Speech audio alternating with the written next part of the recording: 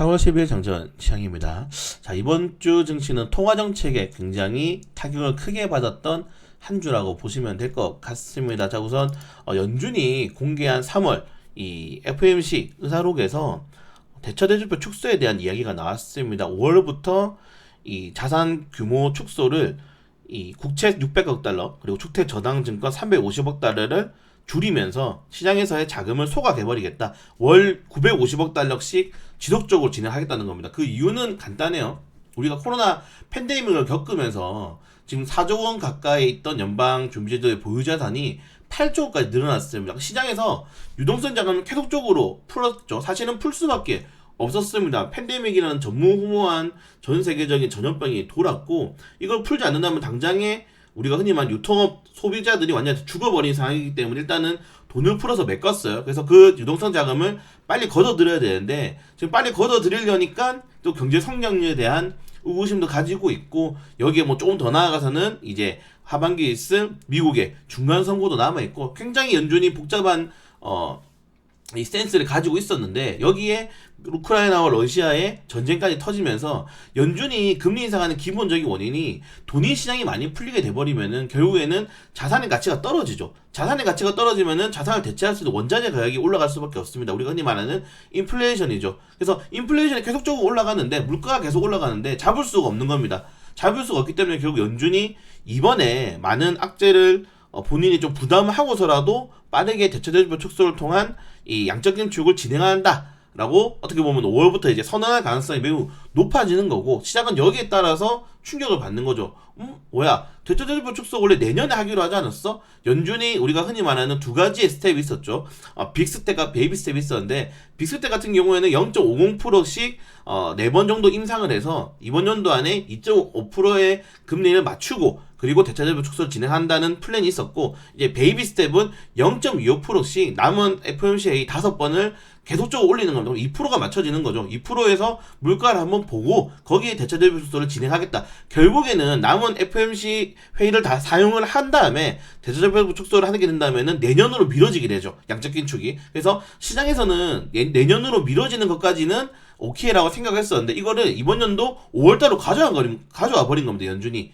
그렇기 때문에 시장에서는 충격을 받을 수밖에 없는 거고, 이렇게 되니까 어떤 현상이 발생하냐면은 우리가 흔히 말하는 미국 2년물 국채와 10년물 국채의 장단기 금리 역전 현상이 발생하게 되는 겁니다. 자, 아까 자산을 매입을 한다고 했는데, 자산을 매입하게 돼버리면은 시장에서 가장 돈이 많이 필요한 종목들이 뭐가 되겠습니까? 뭐 기술주라든가 이런 성장주들은 리스크를 감내하죠. 근데 이런 리스크를 감내할 만한 투자보다는 조금 더 안정적인 자산으로 시장에서 자금이 쏠릴 수밖에 없는 겁니다. 왜? 자금을 줄이기 때문에 시장에서 유동성 자금이 활발해지지 않는다 그러면은 투자가 많이 일어나지 않는다는 거거든요. 그럼 투자가 많이 일어나지 않는다는 거는 결국에는 기업에 대한 투자가 활발히 이루어지지 않을 수도 있다. 그리고 자산을 축소하게 돼버린다면은 우리가 흔히 말하는 경제 성장률에 대한 영향을 미칠 수밖에 없는 겁니다. 사실은 중앙에서 돈을 많이 풀면은 소비가 활성화가 되고, 뭐 좋은 의미로 소비가 활성화하게 된다면은 소비재가 늘어나게 되고, 수출과 뭐 수입이 활발하게 되면서 기업들이 부흥하게 되고, 이런 식의 우리가 흔히 말하는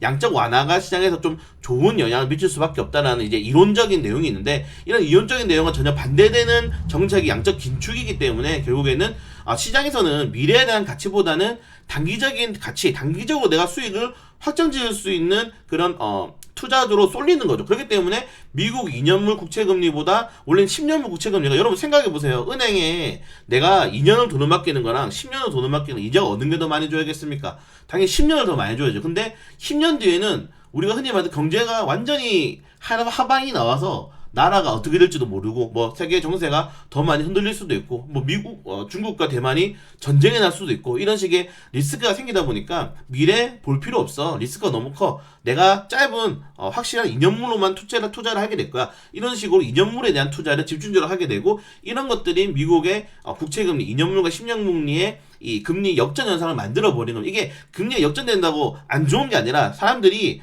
미래에 대한 성장률을 안 좋게 생각하는구나, 그런 지표로 삼을 수 있기 때문에 보통적으로 금리 역전이 일어난 시점에서는 평균 21개월 뒤에 한 2년 정도죠, 이 경기 침체가 일어났었다라고 보고 있는 겁니다. 그렇기 때문에 연준의 이번 이 긴급적인, 우리가 흔히 말하는 좀 공격적인, 정말 공격적인 통화 정책이거든요. 사실 저는 바이든 대통령의 지금 지지율이 거의 40% 미만이죠. 그리고 이번에 중간 선거도 있고, 뭐 트럼프와의 가상의 대결에서 다음 대통령이 트럼프 되고 확률이 높다라는 뭐 언론의 이슈가 많이 나오고 있고, 그래서 눈치는 많이 볼 줄 알았는데, 사실 인플레이션은 지금 잡지 못한다면은 결국에는 그런 것들이 다 무너져 버릴 수 있는 굉장히 강력한 우리가 흔히 말하는 도박성이라고 보면 될 것 같습니다. 물론 미국 같은 경우는 이 미국 국제 수익률에 따라서 우리가 흔히 말하는 경제 성장률이 탄탄해요. 경제 성장률이 굉장히 탄탄하기 때문에 이 월가에 같은 경우에서는 이번에 이 FOMC에서 말했던 양적 긴축 일어난다 하더라도 당장에 뭐 지수가 뭐 S&P 뭐 다우가 급락하거나 그러지 않을 거다. 근데 일단은 주의해야 될 필요가 있을 것 같은데, 연준도 생각이 있을 거다. 우리가 뭐 자주 투자자들 하는 말이 있죠. 나는 연준을 믿어. 나는 파월을 믿어. 그러니까 파월을 믿는, 아직은 월가가 믿고 있다라고 지금 보시면 될 것 같아요. 왜냐면 경제 성장률이 탄탄하니까. 근데 우리나라 같은 경우가 굉장히 여기서 문제가 되는 겁니다. 미국이 지금 5월달에 양적 긴축을 선언하게 되면은 우리나라 같은 경우에는 4월달, 5월달에 기준금리가 무조건적으로 1회 인상이 될 겁니다. 추가적으로. 그래서 아마 2.5% 정도로 맞출 건데, 이게 2.5%가 아니라 미국을 따라서 선제 조치하게 된다면은 내년에 2023년에 3%대 기준금리가 나와요. 이렇게 된다면은 기준금리가 지금 미국보다 더 높은 상태에서 우리가 흔히 말하는 원달러 환율도 굉장히 약세가 이뤄지고 있는 상황에서 외국인들이 현재 꾸준하게 매도 물량이 이어지고 있죠. 지금 외국인들이 IMF 이후에 우리나라에서 가장 가지고 있는 주식 보유율이 가장 낮습니다. 그러니까 우리나라에 가장 많이 투자를 하지 않고 있는 상황이에요. 근데 여기에 우리나라가 미국보다 선제적인 금리 인상을 진행하게 된다면은 지금 나오고 있는 외국인들의 우리가 흔히 말하는 저는 패닉 셀이라고 거의 말씀을 드리고 싶거든요. 그 정도로 외국인들의 이 매매 동향 완벽하게 매도세로 돌아섰었는데 이런 것들을 잡을 수가 없는 상황이 오는 겁니다. 그렇기 때문에 이번에 이 연준의 금리 인상이, 미국은 모르겠어요. 미국은 연준을 믿는다, 파월 연준의장을 믿을 수 있겠지만은, 그리고 사실은 인플레이션을 잡기 위해서 통화정책을 진행하고 이게 잡힌다면은 굉장히 성공적인 거죠. 근데 우리는 이걸 잡히는 거와 상관없이 굉장히 시장에서는 투자에 대한 우리가 흔히 말하는 3대 투자자들, 개인, 외국인, 기관들 중에 외국인들이 우리나라의 투자의 메리트가 더 줄어들게 되는 상황이 온 겁니다. 미국 경제가 인플레이션 잡기에 성공해서 경제가 좋아진다 그러면은 사실은 미국 증시의 투자 확률이 더 높아지겠죠. 지금 빅테크주들이 가는 것처럼. 그렇기 때문에 제가 계속적으로 이 장전 시황이나 마감 시황에서 삼성전자를 말하고 있는데, 삼성전자의 외국인들의 지금 역대 한도율이 가장 낮고 삼성전자가 연중 최저치를 기록하고, 외국인들이 가장 좋아하는 주식이 삼성전자인데, 이 정도로 본다면은 삼성전자가 빠지는 게 아니라 이제 삼성전자를 필두로 정말 미국의 양적 긴축이 5월부터 시작되고 우리나라가 4월달, 5월달에 선제적인 금리 인상 진행하게 된다면은 더 빠질 수 있다는 거예요. 이 외국인들의 매매 동향이. 매매 동향이 더 빠지게 돼버린다면은 지금도 거래대금이 결국 코스피 코스닥 10조 원 아래로 평균적으로 마감이 되고 있죠. 그렇기 때문에 시장에서의 이런 유동성이 굉장히 줄어들 수밖에 없다는 겁니다. 제가 2019년도가 제가 10년 정도 주식 생활을 하면서 가장 힘들었습니다라고 말씀을 자주 드리는데, 2019년도에 비트코인이 굉장히 많이 흥행했고, 그리고 미국과 중국의 무역 분쟁이 터지면서 기업들이 말 그대로 실적 가이던스를 전부 다 막 반토막씩 내면서 냈거든요. 그렇기 때문에 하루 거래대금이 코스닥 여러분 2조 원 발생했어요. 2조 원 그때. 아직도 기억이 나거든요. 코스피 3조 원, 코스닥 2조 원이 하루 거래대금이었어요. 그냥 우리나라 국내 증시 하루 거래대금이 5조 원밖에 발생 안 한 겁니다. 그런 식의 시장 이어갈 때가 2019년도입니다. 저는 이제 그런 시장이 한 번 더 일어날 수 있다라고 충분히 보고 있어요. 물론 시장에서 어떤 일이 발생할지도 모르죠. 물론 우리 앞으로는 우리 리오프닝도 있고, 그리고 5월부터 이제 윤석열 당선인이 새롭게 정부를 이끌어 나가면서 새로운 정책과 그리고 새로운 이제 어떠한 지원을 진행하겠죠. 기업들과 아니면은 정부 정책에 대해서. 그런 것들을 기대할 수 있지만 지금 단기적으로는 시장이 올라갈 확률, 저는 이제 50대 50으로 친다면은 올라갈 확률, 떨어질 확률, 제가 만약에 배당을 하라 그러면은 저는 8대2, 올라갈 확률 2, 떨어질 확률 8 정도에 지금 걸 겁니다. 2분기까지는. 그래서 6월까지는 사실 제가 이런 발언들을 2022년도 들어서자마자 계속했어요. 개별 장소로 갈 것이다. 대형조 지금 부진할 것이다. 2분기까지는 봐야 된다. 2분기까지는 시장을 들어올릴 만한 어떠한 메리트가 없다. 그래서 2분기까지는 지켜봐야 된다. 사실 미국이 인플레이션 강력하게 통화 정책을 통해서 인플레이션 잘 잡는다. 인플레이션 잡았다. 그렇게 된다면은 시장에 변곡점이 발생할 수 있겠죠. 그게 아니라면은 만약에 이번에 공격적으로 양적 기축을 통해서 통화 정책을 실행했는데도 불구하고 인플레이션도 못 잡았어요. 러시아 우크라이나의 전쟁이 장기화가 돼버린다든가 아니면 뭐 대만과 중국의 추가된 리스크가 발생한다든가 이렇게 돼버린다면은 우리나라 정치는 더욱더 나락으로 좀 갈 수도 있는 그런 타이밍에 지금 와 있다는 겁니다. 그래서 시장에 모르겠습니다. 저는 굉장히 많은 다른 유튜버들 경제 TV도 참고를 하는데 너무 좋은 전망을 계속 말을 하더라고요. 뭐 지금이 다음 기회다, 지금이 좋은 기회다 하는데 제 기준은 전혀 다르고 지금까지는 제가 생각했던 대로 시장이 굉장히 많이 힘들어진 상태입니다. 지수는 오르죠, 여러분들. 지수는 오르는데 업종이 2차전지 업종으로 굉장히 편향돼서 오르는 우리가 흔히 말하는 대형주, 에코프로비엠, 에코프로, 첨보 이런 이 대장주도만 오르기 때문에 지수가 오르는 거고 고점구에서 50% 떨어진 상태에서 20% 올랐다고 지수가 지금 반등하느냐라고 이야기하는 거는 좀 옳지 못하다고 보고 있습니다. 시장이 굉장히 힘들어질 수밖에 없기 때문에 유의해야 될 필요가 있을 것 같다. 라고 보시면 될 것 같아요. 그래서 이 양적 긴축으로 통해서 제가 뭐 지수가 떨어져야 고사지는 사람이 아니고 이 양적 긴축을 통해서 결국에는 인플레이션을 잡게 된다면은 변곡점이 나올 수 있지만은 양적 긴축에서 인플레이션을 못 잡거나 길어진다면은 인플레이션 잡기 위해서 우리나라 증시는 굉장히 큰 타격을 받을 수가 밖에 없다라고 보시면 될 것 같습니다. 그래서 이번 4월 달에 이 금통위에서 기준금리 일단은 뭐 또 보류를 할 가능성이 높다. 왜냐면은 총재가 없기 때문에 총재가 없는데 기준금리 인상안을 하기도 그렇잖아요. 왜냐면 사실은 책임을 져야 되는 자리이기 때문에 아마 5월 달에 기준금리 인상할 가능성이 조금 더 높아지고 있는 상황입니다.